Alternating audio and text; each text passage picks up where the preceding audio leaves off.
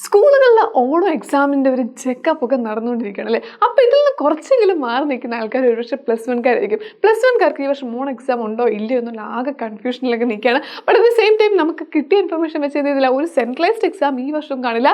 But at the same time എന്ത് ചെയ്യുന്നത്, സ്കൂളുകളിൽ ഓണം എക്സാം നടത്താനുള്ള സാധ്യത വളരെയധികം കൂടുതലാണ്. അപ്പോൾ അതുകൊണ്ട് തന്നെ നമുക്ക് എന്ത് ചെയ്യണം, ആദ്യത്തെ ഒരു 2-3 ചാപ്റ്റേഴ്സ് മിക്ക സ്കൂളുകളിലും കംപ്ലീറ്റ് ആയിട്ടുണ്ട്. ചില സ്കൂളുകളിൽ മാത്രം എന്ത് ചെയ്യുന്നുണ്ട്, മഴയുടെ പ്രശ്നങ്ങൾ കാരണം ക്ലാസ് കൃത്യമായിട്ട് നടക്കാത്തത് കൊണ്ട് ഈ ചാപ്റ്റേഴ്സ് അത്രയും കംപ്ലീറ്റ് ആക്കാനായിട്ട് പറ്റിയിട്ടില്ലായിരിക്കും. പക്ഷേ എന്ത് ചെയ്യുന്നുണ്ട്, ടീച്ചേഴ്സ് ആ ഒരു സമയത്ത് തന്നെ എത്രയും പെട്ടെന്ന് ഈ ചാപ്റ്റേഴ്സ് തീർക്കും. അപ്പോൾ ഓണം എക്സാമിൻ്റെ പ്രത്യേകത എന്താ ചോദിച്ചാൽ, ഓണം വരെയുള്ള പോർഷൻസ് എന്ന് പറഞ്ഞാൽ നമ്മൾ പഠിക്കുന്ന ചാപ്റ്റേഴ്സിൻ്റെ ഒരു ബേസിക്സ് ആണ്. ഓക്കെ, ഇപ്പോൾ നമ്മൾ കൊമേഴ്സ് ഹ്യൂമാനിറ്റീസിലെത്തിയ കുട്ടികളെ സംബന്ധിച്ചിടത്തോളം business studies, accounts, economics, sociology ഈ സബ്ജക്ട്സ് ഒക്കെ ലൈഫിൽ തന്നെ ആദ്യമായിട്ട് പഠിക്കണം അല്ലേ. അപ്പോൾ അതുകൊണ്ട് ഈ സബ്ജക്ട്സിൻ്റെ ഒരു ബേസിക്സ് ആണ് ഈ പറയുന്ന ആദ്യത്തെ 2-3 ചാപ്റ്റേഴ്സ്.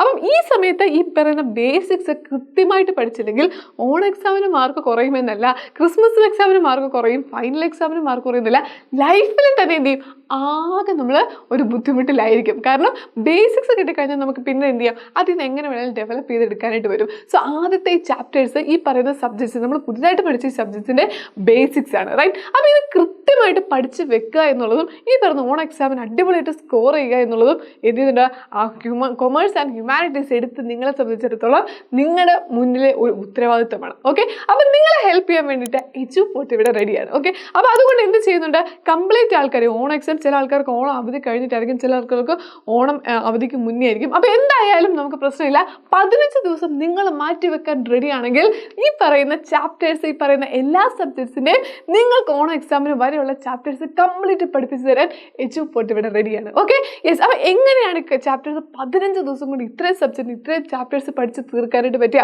നിങ്ങൾക്ക് ഡൗട്ട് ഉണ്ടോ? ബട്ട് എജുപോർട്ടിന് ഡൗട്ട് ഇല്ല. Okay, yes. അപ്പോൾ നിങ്ങൾ എങ്ങനെ പഠിക്കണം, ഏത് സബ്ജക്ട്സ് പഠിക്കണം, ഏത് സബ്ജക്ട്സിൽ എത്ര പോർഷൻസ് ഈ പറയുന്ന 15 ദിവസം കൊണ്ട് പഠിക്കണമെന്നുള്ള കംപ്ലീറ്റ് സ്റ്റഡി പ്ലാനുമായിട്ട് നാളെ കൃത്യം 7 മണിക്ക് എജുപോർട്ട് ഫാമിലി എത്തുന്നുണ്ട്. ഓക്കെ, അപ്പോൾ എന്ത് ചെയ്യുക, നിങ്ങൾ മാക്സിമം നിങ്ങളുടെ ഫ്രണ്ട്സിനെ എല്ലാം വിളിച്ചിട്ട് വരിക. ഓക്കെ, കൃത്യമായിട്ട് നമ്മുടെ ചാനൽ എത്തുക. എന്താണ് നിങ്ങൾക്ക് വേണ്ടി ഒരുക്കി വെച്ചിരിക്കുന്ന എജുപോർട്ടിൻ്റെ സ്റ്റഡി പ്ലാൻ എന്ന് അറിയാനായിട്ട് കൃത്യം 7 മണിക്ക് നാളെ നമ്മുടെ ചാനലിൽ എത്തുക.